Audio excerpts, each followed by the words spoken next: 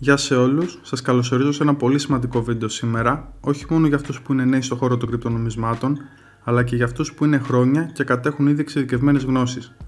Κατά τη διάρκεια του βίντεο θα δούμε όλους τους τρόπους για το πώς μπορούμε να αποφύγουμε να πέσουμε θύμα απάτης, καθώς αναλύσουμε από τα απλά phishing scams μέχρι το πώς να αποφύγουμε να χάσουμε τα χρήματά μας όσο προσπαθούμε να συνδεθούμε σε Web3 εφαρμογές μέσω των αποκεντρωμένων πορτοφολιών μας όπως MetaMask και Ledger. Ξεκινώντας λοιπόν αυτόν τον μικρό οδηγό, θα πω πρώτα για τα πολύ απλά πράγματα που μπορεί να την πατήσουν αρχάριοι χρήστες, τα οποία όσο απλά και αστεία να ακούγονται, είναι πολλοί κόσμος που πέφτει θύμα από τέτοιες απάτες. Ξεκινώντας, θα αναφέρω ότι οπουδήποτε δείτε δημοσίευση σε Twitter, σε βίντεο στο YouTube ή οπουδήποτε, η οποία να λέει στείλτε αυτή τη χ ποσότητα από το χ κρυπτονόμισμα και θα πάρετε πίσω τα διπλά, είναι πάντα 100% των περιπτώσεων απάτη.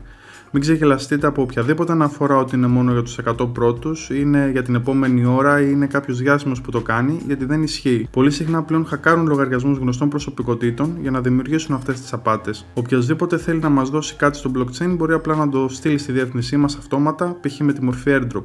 Δεν θα χρειαστεί ποτέ να στείλουμε εμείς νομίσματα ή να δώσουμε οποιοδήποτε στοιχείο.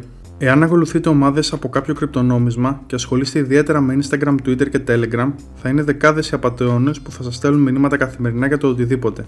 Από το να επενδύσετε σε κάποιο καινούριο νόμισμα, να τους πουλήσετε με κάποιο τρόπο τα δικά σας κρυπτονομίσματα ή να επισκεφτείτε και να δείτε κάποια καινούργια σελίδα η οποία θα χρειάζεται επιβεβαίωση με το MetaMask για να τη χρησιμοποιήσετε. Ειδικά το συγκεκριμένο με το MetaMask θα αφιερώσω λίγη ώρα πιο μετά στο βίντεο γιατί θέλει λίγο περισσότερη ανάλυση να δούμε γιατί δεν πρέπει να πατάμε επιβεβαίωση σε άγνωστα website χωρίς να διαβάσουμε αναλυτικά σε τι συμφωνούμε.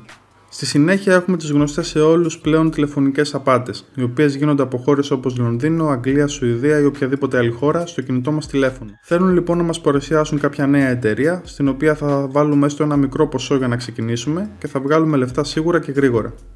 Σε αυτό θέλω να πω ότι όντως υπάρχουν άτομα στην προσωπική μου ζωή, τα οποία επειδή ξέρουν ότι ασχολούμαι με κρυπτονομίσματα, με ρωτούν συνέχεια αν αξίζει να ασχοληθούν με τις εταιρείες που τους έχουν παρουσιάσει στα εκάστοτε τηλεφωνήματα, ώστε να βγάλουν χρήματα. Επίσης, όσοι παλιά είχαν παραγγείλει Ledger όπως εγώ, είμαι σίγουρος ότι θα αναγκάστηκαν να αλλάξουν αριθμό γιατί η κατάσταση έγινε πραγματικά αφόρητη.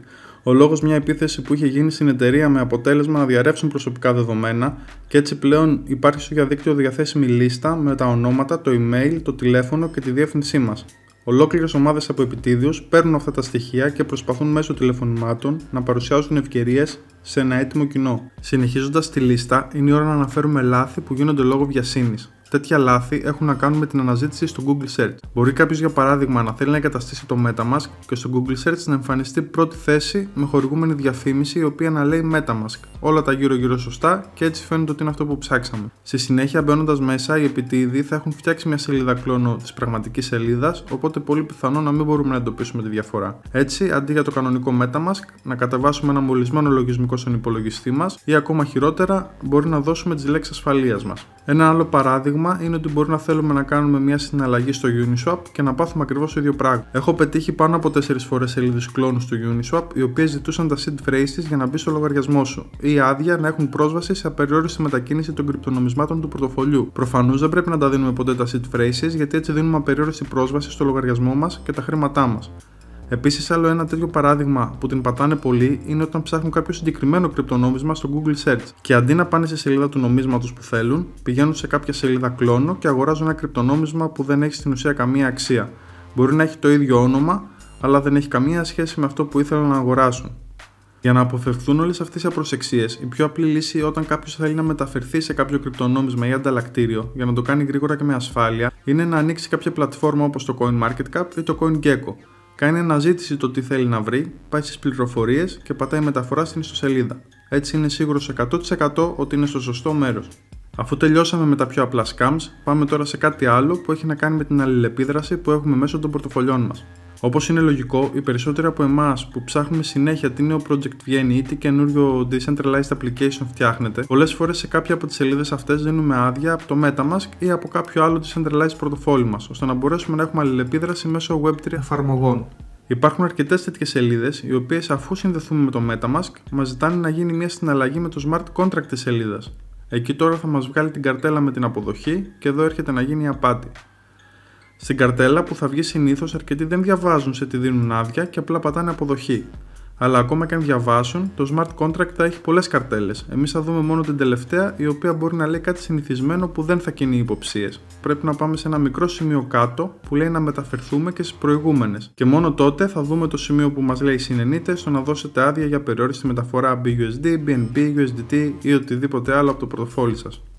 Αν κάποιος το αποδεχτεί χωρίς να το καταλάβει, αυτοί που χειρίζονται το smart contract μπορούν να του πάρουν οποιαδήποτε στιγμή θέλουν τα νομίσματα και όχι απαραίτητα άμεσα.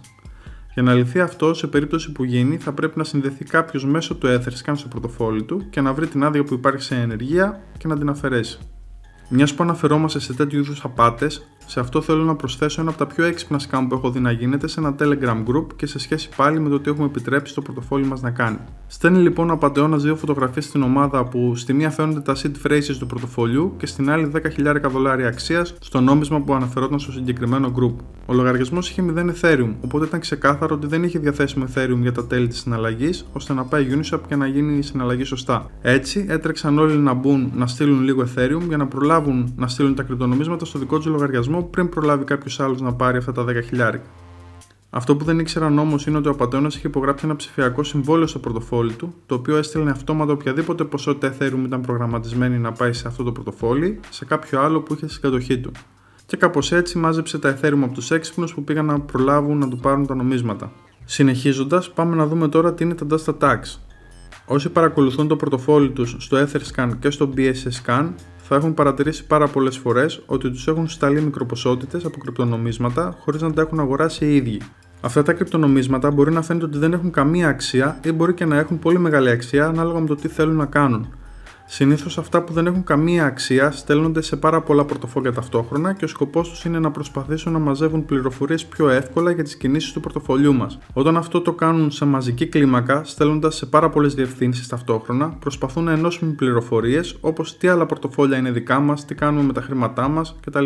Οι πληροφορίες αυτές σε συνδυασμό και με κάποιες διαρροές που θα γίνουν από τα προσωπικά μας δεδομένα ανά καιρούς, από διάφορα σημεία, δημιουργούν ένα προφίλ πληροφοριών το οποίο θα μπορεί να χρησιμοποιηθεί από διάφορους τρίτους που θα ενδιαφέρονται γι' αυτό. Τώρα, στην περίπτωση που έχουν μεγάλη αξία, συνήθως είναι για να μας κάνουν να προσπαθήσουμε να εξαργυρώσουμε την αξία αυτή. Αλλά επειδή δεν θα υπάρχει διαθέσιμη ρευστότητα σε κάποιο ανταλλακτήριο, θα μας κάνει να ψαχτούμε λίγο παραπάνω, θα δούμε την ιστοσελίδα του νομίσματος και θα πάμε εκεί να δούμε τι γίνεται. Τότε είναι που θα μας ζητηθεί να συνδεθεί το πορτοφόλι που έχουμε με το smart contract του νομίσματος και κάπου εκεί είναι που δίνουμε την άδεια για να μας αδειάσουν τα χρήματά μας. Η καλύτερη λύση είναι απλά να μην κάνουμε τίποτα με νομίσματα που δεν γνωρίζουμε και να μην ασχολούμαστε με αυτά. Κάπου σε αυτό το σημείο το βίντεο έφτασε στο τέλος του, αλλά θα ακολουθήσει ένα ακόμα βίντεο σαν συνέχεια, στο οποίο θα μάθουμε αναλυτικά όλα όσα πρέπει να ξέρουμε ώστε να αναγνωρίζουμε εύκολα ένα scam coin. Εάν σας άρεσε και βρήκατε χρήσιμο αυτό το βίντεο, κάντε subscribe και like ώστε να στηρίξετε με το δικό σας τρόπο το κανάλι, αλλά και να μείνετε ενημερωμένοι για τα θέματα που θα ακολουθήσουν.